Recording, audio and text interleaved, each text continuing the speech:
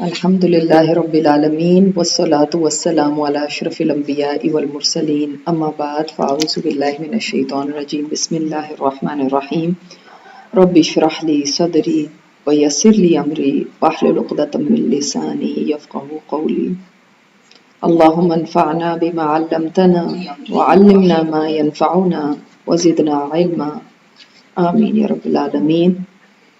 عمر رضی اللہ تعالیٰ عنہ کی سوانح عمری ہم پڑھ رہے ہیں الحمدللہ، اور اس میں کافی سارے ان کی زندگی کے واقعات ہم نے دیکھے ہیں جو ہم سب کے لیے بہت بڑا سبق ہے، اور بلکہ یہ کہا جائے کہ ان کی زندگی کو اگر ہم ایک عشر عشیر کے برابر بھی اس سے اپنے لیے لے لینا سبق، تو ہماری زندگی بہت زیادہ سنور جائے۔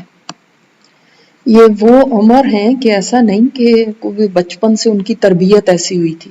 ہم تو بہت دفعہ یہ سوچتے ہیں نا کہ نہیں، بچپن میں ہمیں ایسے نہیں پالا گیا، ہماری بچپن سے تربیت یہ نہیں ہوئی، تو اب ہم کیا کریں؟ ٹھیک ہے، اب ہم کیسے چینج ہو سکتے ہیں؟ ان کی کوئی بچپن میں ایسی تربیت نہیں ہوئی۔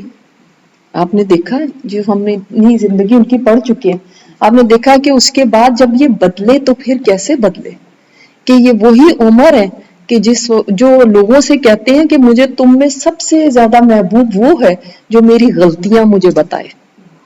ہم لوگوں سے ناراض ہوتے ہیں اگر کوئی ہماری غلطی ہمیں بتائے، بلکہ برا مان لیتے ہیں اور ان سے جھگڑنے لگتے ہیں۔ لیکن عمر رضی اللہ تعالیٰ عنہ وہ ہیں کہ جو خوش ہوتے تھے اس بات پہ، بلکہ ان کو محبوب ہے وہ جو ان کی غلطیاں ان کے سامنے لے کر آئے۔ یہ وہی انسان کر سکتا ہے جو اپنی اصلاح کرنا چاہتا ہے نا، جو چاہتا ہے کہ میں بہتر سے بہتر ہو جاؤں۔ اور جو انسان سمجھتا ہے کہ میں پرفیکٹ ہوں، اس کو اپنی غلطیاں کبھی بھی بتائی جائیں تو اچھی نہیں لگتی، بلکہ اس کی انا کا مسئلہ بن جاتا ہے کہ مجھے کسی نے کیوں یہ کہہ دیا اور میں تو بالکل صحیح ہوں، اور وہ اپنے آپ کو ڈیفینڈ کرنے لگتا ہے۔ یہ اتنی بڑی شخصیت ہو کے بھی یہ کہنے والے ہیں کہ میری جو غلطیاں مجھے بتائے وہ مجھے سب سے زیادہ محبوب ہے۔ یہ وہ عمر ہے کہ جو آپ صلی اللہ علیہ وسلم کے وقت میں کتنے غصے میں کبھی کہہ دیا کرتے تھے کہ یا رسول اللہ آپ مجھے اجازت دیجئے تو میں اس کی گردن اڑا دوں، ایسے کہا کرتے تھے۔ یہی عمر ہے کہ جب آپ خطبہ دینے کے لیے کھڑے ہوتے ہیں تو کوئی بیچ میں سے کھڑا ہو جاتا ہے اور کہتا ہے عمر اتق اللہ، یا عمر اتق اللہ، اللہ سے ڈر۔ تو آگے حضرت عمر یہ نہیں فرماتے کہ تم کون ہوتے مجھے کہنے والے، تم ڈرو نا اللہ سے، ہم تو کچھ نہیں بھی ہیں تب بھی ہم لوگوں سے ایسی بات نہیں سن سکتے۔ اور وہ کیا فرماتے ہیں، لوگ اس کو منع کرنے لگے تو فرماتے ہیں کہ نہیں، اس کو کہنے دو، اگر وہ نہیں کہے گا اور میں اس کی بات نہیں سنوں گا تو مجھ میں کوئی خیر نہیں، اور اگر تم اس کو نہیں کہنے دو گے تو تم میں کوئی خیر نہیں، تو اس کو کہنے دو۔ ایک آدمی کھڑا ہو کے کہتا ہے کہ جب فرمایا حضرت عمر نے خطبہ دے رہے ہیں، یہ ہم نے سب پیچھے کور کیا ہوا ہے، جب خطبہ دے رہے ہیں تو ایک آدمی نے کھڑے ہو کے کہا ان کی اس بات پہ کہ سنو اور اطاعت کرو، تو اس نے کہا ہم نہ سنیں گے نہ اطاعت کریں گے۔ تو آپ نے پوچھا کہ کیوں؟ یہ نہیں کہ اس کو اسی وقت پکڑ لو اور اس کو گرفتار کیا جائے اور اس کے بعد یہ نظر ہی نہ آئے۔ ایسا ہی ہوتا ہے نا، جس کے پاس پاور آ جاتی وہ پاور کو کیسے یوز کرتا ہے۔ ہمارے پاس کوئی پاور نہیں بھی ہے تو پھر ہم اپنی زبان چلا کے دوسرے کو منع کر دیتے ہیں۔ اس وقت جب اس نے کہا تھا کہ آپ نے 2 چادریں کیسے پہن لی، آپ کا لباس 2 چادروں کا بنا ہوا ہے، ہمیں ایک ملی ہے، آپ کے پاس 2 کیسے آ گئے؟ کوئی آج کے کسی اتھارٹی والے سے وہ پوچھ سکتا ہے کہ آپ یہ چیز کیوں استعمال کر رہے ہیں، یہ تو سرکاری خزانے کی ہے؟ کوئی چھوٹے سے چھوٹے وزیر سے بھی نہیں پوچھ سکتے۔ میرا آپ دیکھیں خطبہ دے رہے ہیں اور وہ عورت کھڑی ہو جاتی ہے۔ آج عورت کی کیا عزت ہے عرب میں یا مسلمان ورلڈ میں؟ عورت کی کیا عزت ہے؟ کچھ بھی نہیں، عورتوں کو تو کچھ بھی سمجھتے نہیں۔ اور ان کے پاس خطبہ دے رہے ہیں اور جس وقت مہر کی رقم مقرر کرنا چاہ رہے تھے کہ مہر اس سے زیادہ ایکسیڈ نہ کرے تاکہ نکاح کرنا لوگوں کے لیے آسان ہو جائے نا، تو اس لیے کہ اتنے سے زیادہ نہ آگے بڑھو۔ اس وقت وہ عورت کھڑی کہتی ہے عمر تم کون ہوتے ہو کہ یہ مہر کی رقم مقرر کرنے والے، جبکہ اللہ تعالیٰ نے تو اپنے قرآن میں فرمایا کہ خزانہ بھی دے دو تو واپس نہ لو، تم کون ہوتے مقرر کرنے والے؟ اس وقت کیا فرمایا؟ یہ نہیں کہ دیکھو ساری مجمع میں میری بے عزتی کر دی۔ آج ایک بچہ بھی ہے نا، وہ بھی کہتا ہے کہ ان کے سامنے کیوں مجھے کچھ بولا. بیوی ہے وہ شوہر سے ناراض ہو جاتی ہے کہ لوگوں کے سامنے کیوں مجھے بات کہی. یہ پورا مجمع بیٹھا ہوا ہے اور خطبہ دے رہے ہیں, اور وہ عورت جب کھڑی ہو کے یہ کہتی ہے تو اس وقت آگے سے کیا جواب دیتے ہیں؟ یہاں پہ تو سارے ہی عمر سے زیادہ فقیہ ہیں. یہ ہوتی ہے عاجزی. ہم شو کرتے ہیں نا کہ ہم بڑے عاجز ہیں, اصل میں ہم دیکھا جائے ہمارے اندر عاجزی نہیں ہے, صرف بات ہے. یہ وہ عمر ہے کہ جو خلافت سے پہلے ایک ہائی مڈل کلاس میں سمجھے جاتے تھے اور اس سٹینڈرڈ کی زندگی گزارتے تھے, اور خلافت کے بعد غربت کی زندگی گزارنے لگے. آپ لوگوں کو دیکھتے ہیں جب ان کو عہدے مل جاتے ہیں تو وہ اوپر کو جاتے ہیں, ان کی لائف سٹینڈرڈ نیچے چلا گیا. اور کیا تنخواہ تھی؟ ایک سواری, ان کو کہیے اگر یہ وہاں پہ جا کے بات کر لیں, ایک سواری جس پہ حج عمرے پہ جا سکتے تھے, گرمی اور سردی کا ایک لباس, اور گھر والوں کے لیے کھانا. اس میں کیا سیونگ ہوگی, اور اس میں کیا اپنا لائف سٹینڈرڈ بہتر ہوگا. یہ وہ عمر تھے کہ پھر تب اس کے باوجود بھی فرماتے تھے نا, جب عراق فتح ہو گیا تو فرماتے تھے کہ فرات کے کنارے اگر کوئی بکری کا بچہ بھی گم ہو جاتا ہے تو عمر سے اس کے بارے میں سوال کیا جائے گا. یہ وہ عمر ہے. اس قدر زیادہ اللہ تعالیٰ کا خوف, اور اس قدر زیادہ ان کے اندر تقوی, اور اس قدر زیادہ اللہ تعالیٰ کے آگے جواب دہی کا احساس.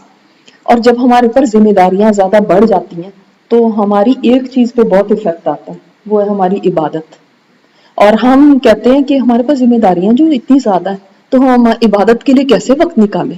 وہ جب فارغ ہو کے بالکل بوڑھے ہو جائیں گے نا, پھر اللہ اللہ کروں گی.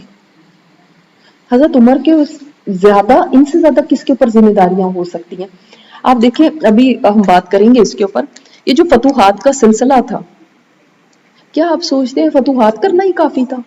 اس سے آگے ان جگہوں کو چلانا, ان میں انصاف کا بول بالا کرنا, وہاں کی ساری خبر گیری رکھنا, وہاں پر اس رایا کا احساس رکھنا, اور ان کے سارے معاملات کی ٹیک کیئر کرنا کوئی آسان تھا؟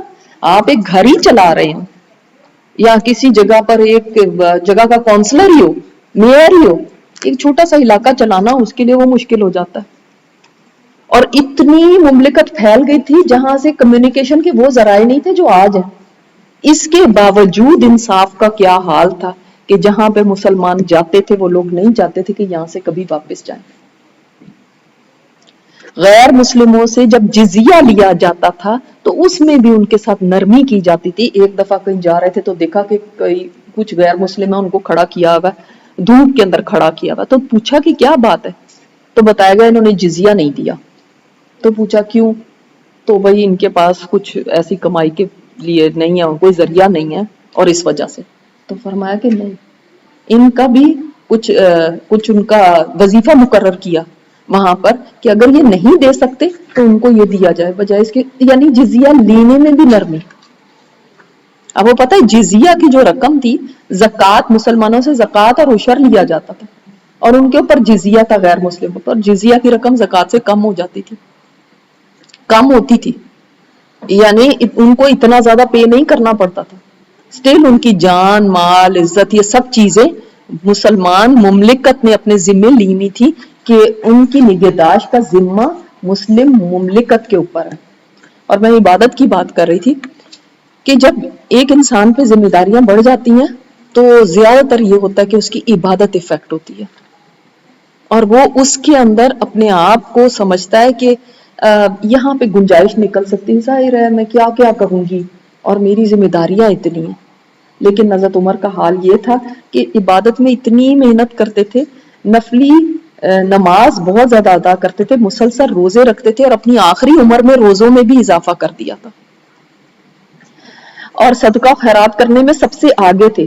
ہر سال انہوں نے حج کیا تھا اپنی خلافت میں, ہر سال. اور اب جیسے کہ پتہ ہے کہ تمام غزوات میں انہوں نے حصہ لیا تھا.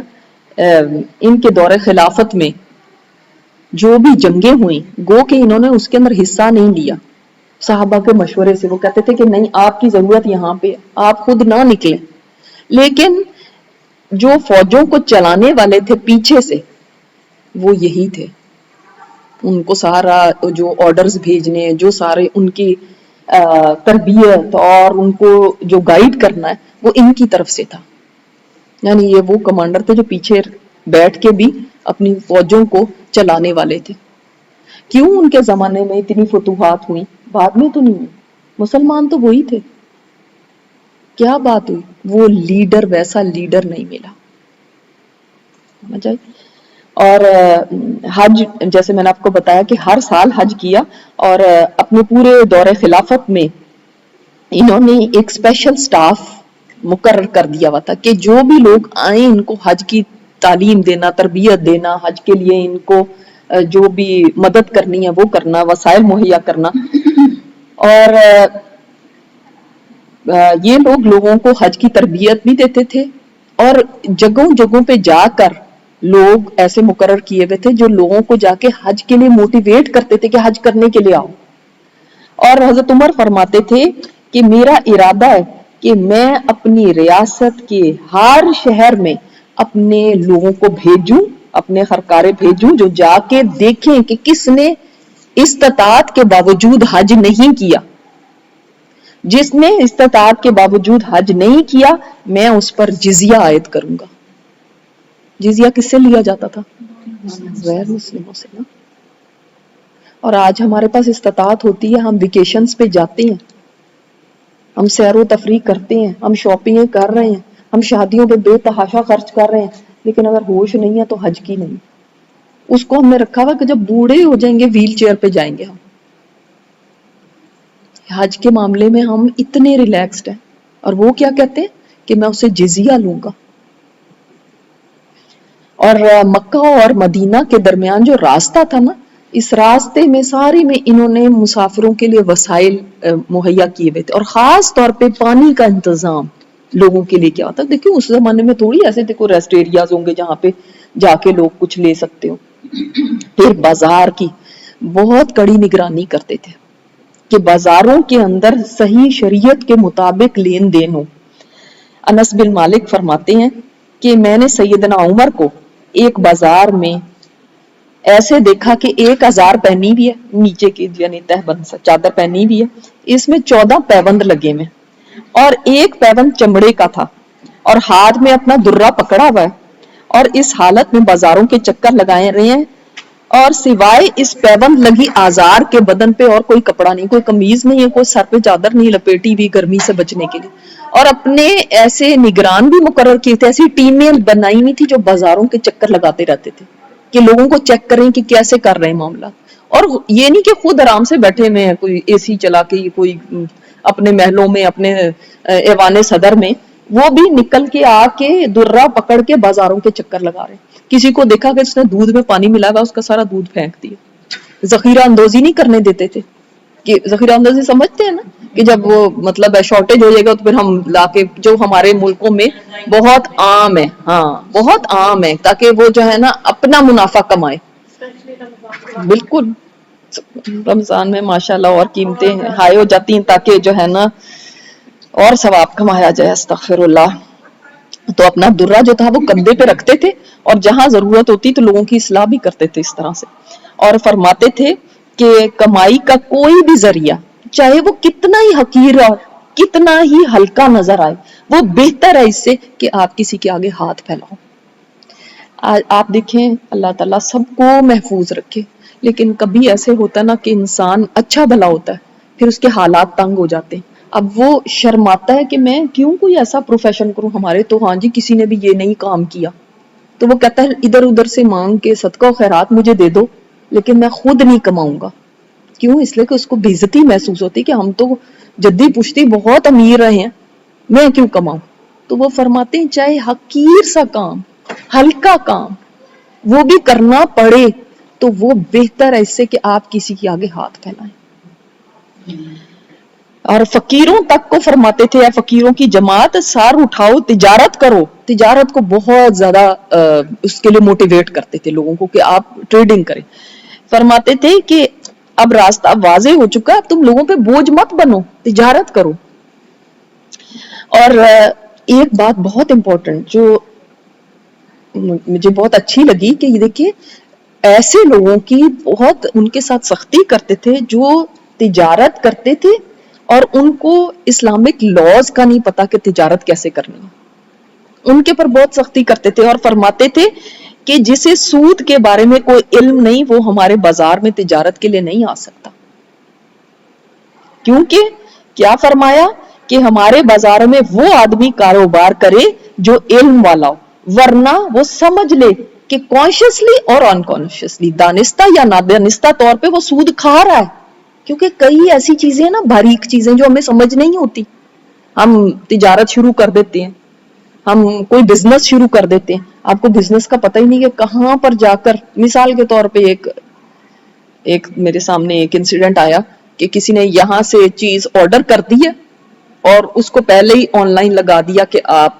یہ چیز یعنی بیچنے کے لیے اویلیبل ہے۔ میں نے کہا یہ نہیں کر سکتے آپ جب تک وہ چیز آپ کے ہاتھ میں نہ آ جائے۔ اب دیکھیے ایک بزنس کا رول ہے، یہ جب احادیث کا چیپٹر پڑھتے ہیں نا سارا تجارت کا، تب آپ کو پتا چلتا ہے۔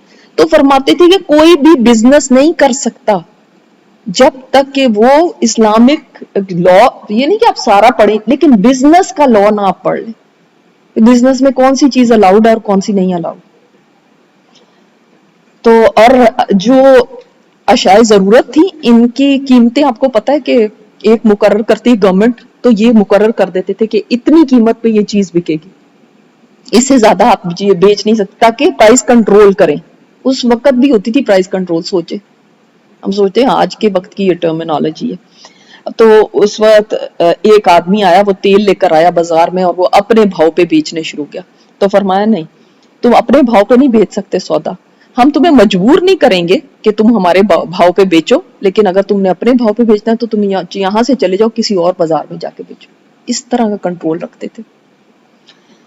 اور جیسے میں نے آپ کو بتایا کہ یہ ایک رول ہے جو کہ ہمیں بھی سمجھ لینا چاہیے، اور جو آج کی دنیا نے بھی اس کو اپلائی کیا کہ جب تک آپ تعلیم نہ لے لیں اس فیلڈ کی، اس وقت تک آپ اس میں کام نہیں کر سکتے۔ اکاؤنٹنگ والا ایسے تو نہیں بٹھا دیں گے کسی کو اس نے اکاؤنٹنگ پڑھی ہی نہ ہو، تو وہ کہتے تھے بازار میں بھی تجارت وہ کرے جس نے تجارت کے بارے میں اسلامک لاز کو پڑھا ہو۔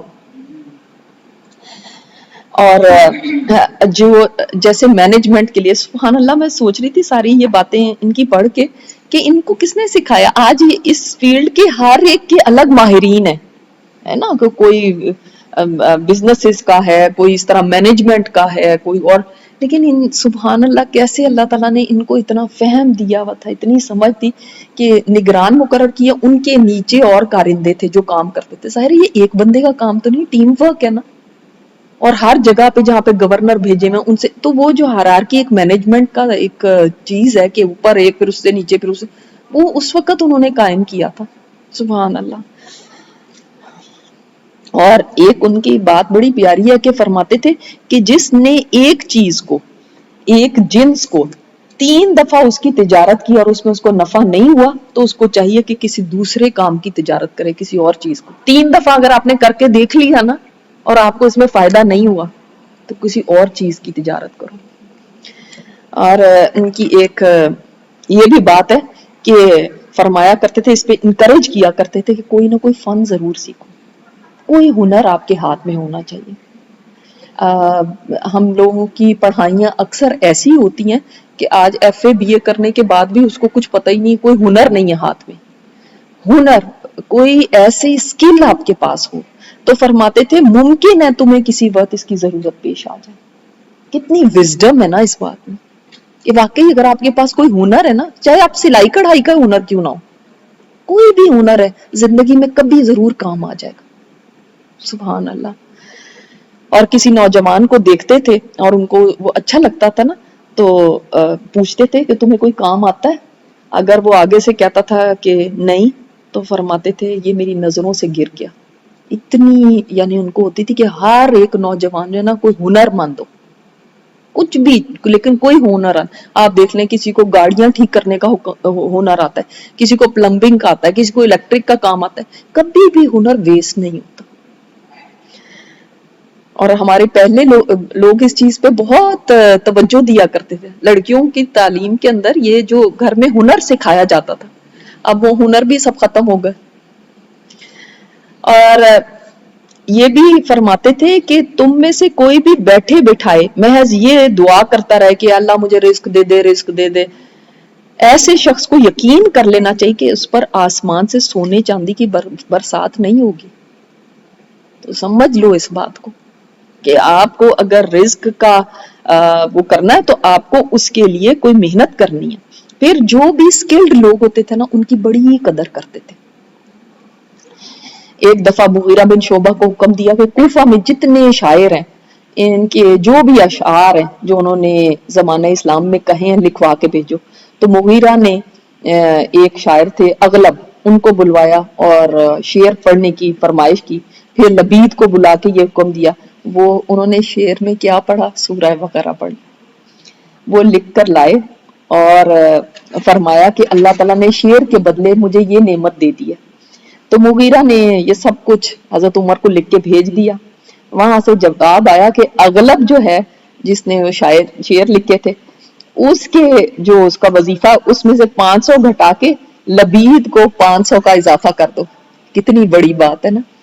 اسی طرح ایک اور شاعر تھا متمم، اس کے بھائی کو ابو بکر صدیق رضی اللہ عنہ کے زمانے میں نا خالد بن ولید نے غلطی سے قتل کر دیا تھا۔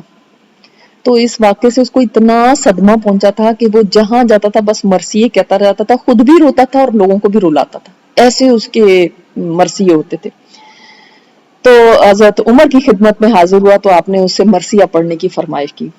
تو اس نے حضرت عمر سے مخاطب ہو کے کہا کہ اگر مجھ کو ایسا مرثیہ کہنا آتا، حضرت عمر نے اس سے فرمایا جو جیسا تم نے کہا ہے تو میں اپنے بھائی زید کے لیے مرثیہ کہتا۔ ابھی تک ان کو غم تھا اپنے بھائی کا۔ تو اس نے کہا امیر المومنین اگر میرا بھائی آپ کے بھائی کی طرح شہید ہو کے مارا جاتا تو میں ہرگز اس کا سوگ نہ کرتا۔ حضرت عمر ہمیشہ یہ فرماتے تھے میرے پاس میرے بھائی کی تعزیت متمم جیسی کسی نے نہیں کی۔ اتنے اچھے الفاظ کہے تھے۔ اسی طرح پہلوانی اور بہادری میں طلحہ اور عمر جو تھے، عمر بن معدی، یہ تمام عرب میں پہلوان، بہت بڑے پہلوان سمجھے جاتے تھے اور بہادری میں بہت زیادہ تھے۔ ہزار کے سواروں کے برابر ان کو مانا جاتا تھا۔ تو حضرت عمر نے ان دونوں کو اپنے پاس بلا کے ان کی عزت افزائی کی، اور قادسیہ کا جب مارکا ہوا تھا تو ان کو بھیجا۔ تو سعد بن ابی وقاص وہاں پہ تھے نا کمانڈر، تو ان کو لکھا کہ میں 2000 تمہاری طرف بھیج رہا ہوں، 1000 وہ اور 1000 وہ۔ اتنی زیادہ یعنی ان کو انکریج کرتے تھے، ان کو شاباش دیتے تھے اور اتنا زیادہ اپریشیٹ کرتے تھے کسی کے اندر کوئی فن، کوئی ایسی خصوصیت ہوتی تھی۔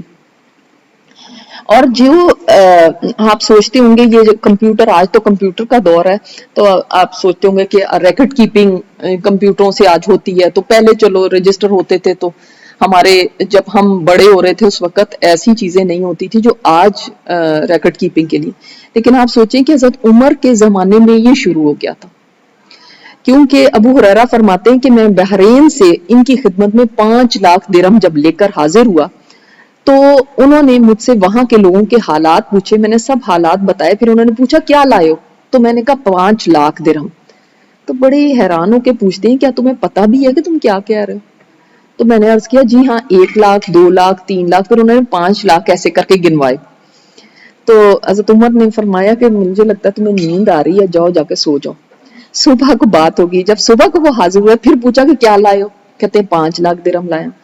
تو فرمایا کہ معلوم ہے تم کیا کہہ رہے ہو؟ میں نے عرض کیا جی ہاں 1 لاکھ اور گنتے گنتے 5 لاکھ پورے کرتے۔ کہتے ہیں میں انگلیوں کے ساتھ شمار کر رہا تھا اور حضرت عمر نے پوچھا کیا یہ سب پاکیزہ مال ہے، یعنی حلال مال ہے؟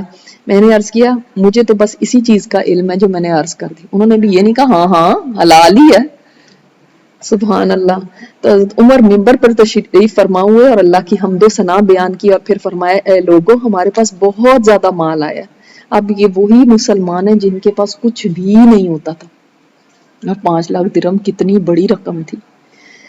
تو اب تمہاری مرضی ہے، تم جیسے چاہو ناپ کے یا گنتی کے حساب سے تقسیم کر لو۔ اس وقت ایک آدمی کھڑا ہوا اور اس نے عرض کیا اے امیر المومنین، میں نے اجمی لوگوں کو دیکھا ہے کہ وہ مال کا ریکارڈ رکھتے ہیں۔ اس آدمی کی بات سن کر سیدنا عمر بھی ریکارڈ رکھنے کی کے خواہش مند ہوئے اور اس کے بعد سے ریکارڈ کیپنگ شروع ہو گئی مسلمانوں میں۔ اس طرح حضرت عمر کے دور سے یہ شروع ہوا تھا۔ اسی سے مجھے ایک بات اور یاد آئی کہ ایک دفعہ بہت سارا خزانہ آیا تھا مال غنیمت میں، تو قالین تھا اور اس کے اندر بڑا سا قالین کھولا ہوا اور اس کے اندر ہیرے جواہرات اور اس طرح. تو ان کا ایک بچہ تھا، اس نے جا کے ایک انگوٹھی اٹھائی اور اسے کھیلنا، بچے کھیلنا شروع ہو جاتے ہیں، اپنے منہ میں ڈالتا، کبھی اچھالتا، اسے انگوٹھی لے کے واپس رکھی اور رونے لگے. تو لوگوں نے کہا آپ کس بات پہ روتے ہیں؟ اتنی اللہ تعالیٰ نے بڑی آپ کو فتح دی اور اتنا مال اب آ گیا ہے اور اتنا کچھ ہو گیا ہے تو آپ رو رہے ہیں. تو فرمایا میں اس لیے روتا ہوں کہ آپ صلی اللہ علیہ وسلم نے فرمایا تھا کہ اللہ تعالیٰ جب کسی قوم کے اوپر رزق کی اور نعمتوں کے دروازے کھول دیتا ہے تو ان میں دشمنیاں اور نفرتیں پیدا ہو جاتی ہیں. اور آپ دیکھیں واقعی جتنا مال زیادہ آتا ہے بجائے اس کے کہ لوگ آپس میں مل کے رہیں، حسد، بغض، دشمنیاں. یہ عدالتوں میں کن کے مقدمے زیادہ لگے ہوتے ہیں؟ غریب غریب لوگوں کے تو نہیں ہوتے، مالدار لوگوں کے ہی ہوتے ہیں جو جائیدادوں کے اوپر جھگڑ رہے ہوتے ہیں، مال پہ جھگڑ رہے ہوتے ہیں.